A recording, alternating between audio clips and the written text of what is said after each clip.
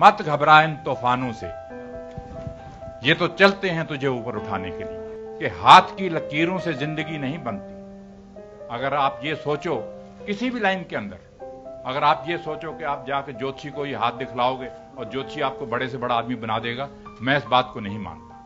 वो शेर ये है कि हाथ की लकीरों से जिंदगी नहीं बनती, अज़म हमारा भी कुछ हिस्सा है जिंदगी बनाने में।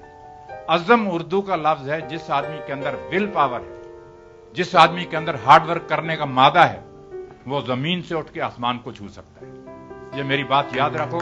मिल्खा सिंह की मिसाल आपके सामने। जब मेरे मां बाप को मेरी आंखों के सामने कत्ल किया गया, इंडिया पाकिस्तान बना, उस टाइम लोगों के दिमाग के ऊपर भूत छाया हुआ था।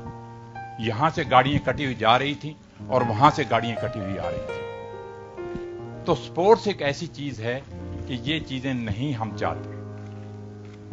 मुझे मालूम है कि जो कुछ पाकिस्तान में हुआ, मगर फिर भी वो दिन मैं नहीं भूलता कि पंडित जी ने मुझे बुलाया, मुझे इनविटेशन आया पाकिस्तान के मिल्खा सिंह जी, आपने वहां पे दौड़ना है लाहौर के अंदर। 1960 की बात मैं आपको बता रहा हूं। मगर मैंने पाकिस्तान जाने से इनकार कर दिया। क्यों इनकार किया?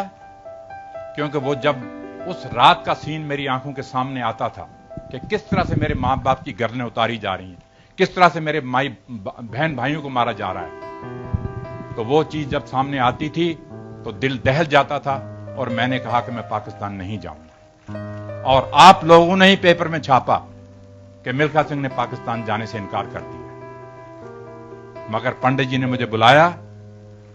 पंडित जी ने कहा, मिल्खा जी नहीं, हमारा पड़ोसी देश है, स्पोर्ट्स जो है ये प्यार बढ़ाती है, भाईचारा करती है, हमने जाना ही जाना है पाकिस्तान।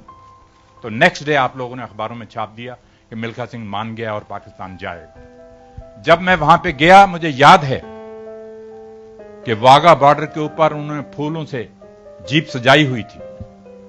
उस जीप के अंदर मुझे उन्होंने खड़ा किया। दोनों तरफ सड़क के बच्चे और पब्लिक सारी खड़ी थी। करीबन 15-16 किलोमीटर का डिस्टेंस है वाघा बॉर्डर से लाहौर का।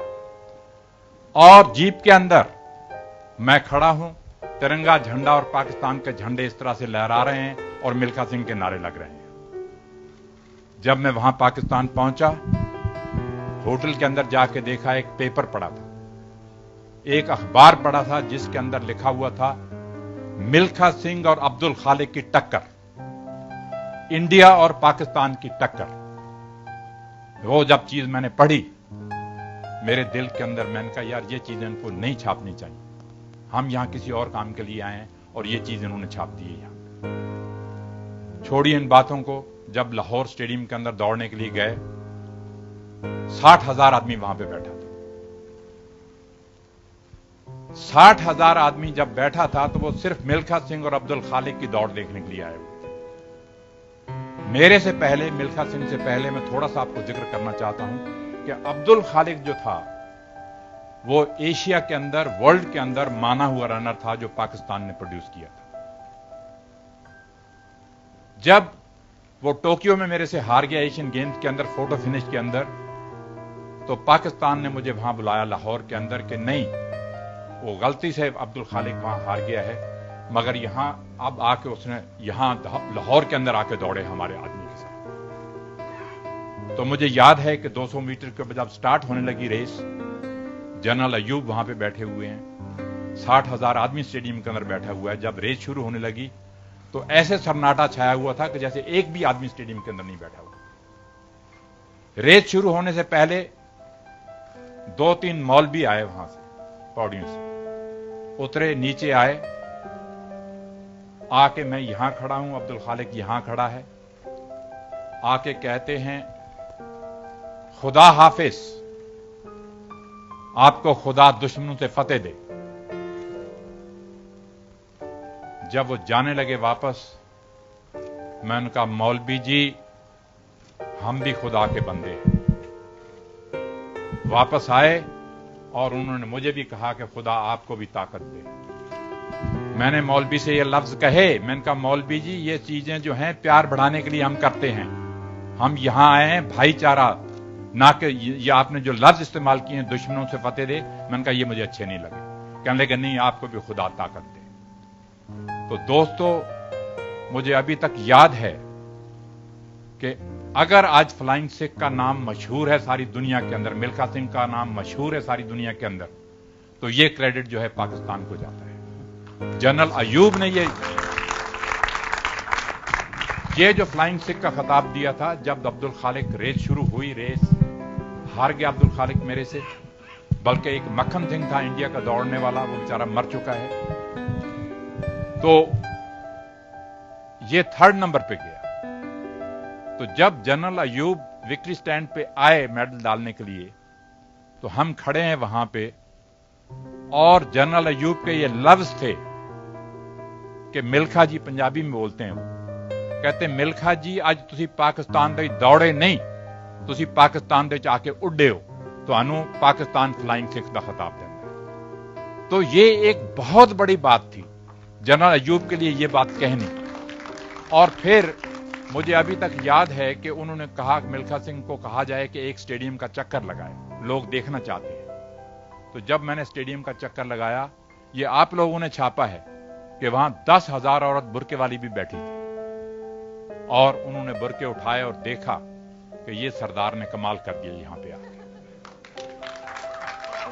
تو دوستو میں آپ سے یہ کہنا چاہ رہا تھا کہ یہ جو فلم بنائی ہے ان لوگوں نے، مجھے دوبارہ زندہ تو کیا ہی کیا ہے، مگر میری آخری خواہش یہ ہے کہ ہمارے ہندوستان میں سے کوئی نہ کوئی ایسا نوجوان نکلنا چاہیے، لڑکا یا لڑکی، جو آگے بڑھے اور ہمارے دیش کا ترنگا جھنڈا جو ہے وہ اولمپک کھیلوں کے اندر لہرائے. میں تھوڑی سی ہسٹری آپ کو ایتھلیٹک کی بتانا چاہتا ہوں، یہ انہوں نے ذکر کیا ہے. جب سے انڈیا آزاد ہوا ہے، تب سے آج تک صرف 5-6 آدمی ہیں جو فائنل تک پہنچے ہیں، مگر ہمارے دیش کے لیے میڈل نہیں لے پائے. ملکھا سنگھ پہلے نمبر پہ تھا، گربچن سنگھ رندھاوا ان 1964 اولمپک کے اندر دوسرے نمبر پہ تھا. اس کے بعد شری رام سنگھ آیا، شری رام سنگھ تیسرے نمبر پہ تھا. پی ٹی اوشا آئی، وہ چوتھے نمبر پہ تھی. 5ویں نمبر پہ انجو جارج لڑکی تھی.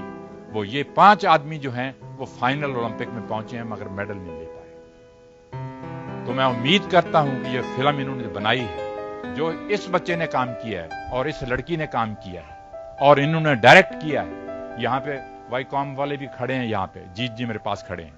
ان لوگوں نے جو کام کیا ہے، میں سمجھتا ہوں کہ آنے والی جنریشن کو یہ فلم انسپائر کرے گی کہ ملکھا سنگھ کے منہ سے کس طرح سے خون نکلتا رہا، کتنا اس نے ہارڈ ورک کیا، وہ موت سے لڑا کہ میں نے ورلڈ ریکارڈ توڑنا ہے، میں نے دیش کے لیے میڈل لینا ہے. ساری دنیا کو یہ معلوم تھا روم اولمپک جانے سے پہلے کہ اگر 400 میٹر میں کوئی جیتے گا تو انڈیا کا ملکھا سنگھ ہی جیتے گا اور کوئی نہیں جیت سکتا، کیونکہ ان کو بھروسہ ہو چکا تھا کہ میں نے 80 انٹرنیشنل ریسز دوڑی. انہوں نے بتایا بھی، اس میں سے 77 جیتی. ساری دنیا یہ کہتی تھی کہ اگر 400 میٹر جیتے گا تو ملکھا سنگھ ہی جیتے گا. مگر میری بیڈ لک نہیں، انڈیا کی بیڈ لک تھی، میرے سے ریس میں غلطی ہوئی، وہ میڈل چلا گیا. تو میں نے آپ سے کہا ہے کہ مرتے دم تک میرے میں یہ رہے گا